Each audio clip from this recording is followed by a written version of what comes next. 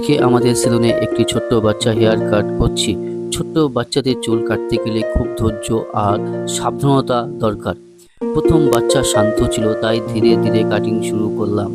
বাচ্চাদের মাথা সব সময় ভালোভাবে ধরে কাজ করতে হয়। দেখতেই পাচ্ছ, অনেক সময় বাচ্চারা ভয় পেয়ে কান্না করে, তখন আর সাবধানতা এবং ধৈর্য ধরে কাজ করতে হয়, তাতে বাচ্চা কোনো সমস্যা না হয়। এইভাবে ধীরে ধীরে আর ভালোভাবে করলে বাচ্চার চুল সুন্দরভাবে কাটা যায়। ধন্যবাদ সবাইকে এই ভিডিওটা দেখার জন্য। আমি চাবো তোমাদেরকে যখনই চুল বাচ্চাকে কাটবে তখনই খুব সুন্দরভাবে ধৈর্য আর খুব দৃঢ়তা আর তার সাথে নিজেকে তৈরি করা। অনেক এক্সপিরিয়েন্স না থাকলে এই কাটিং করা যায় না সহজে। আর কোনো রকম হরবার কোনো রকম জলদিতে করবেই না, এতে বাচ্চা আরও কাঁদবে, আরও ভয় পাবে, এতে তোমার কাজের বিঘ্ন ঘটবে, যখন তখন অসুবিধা হতে পারে।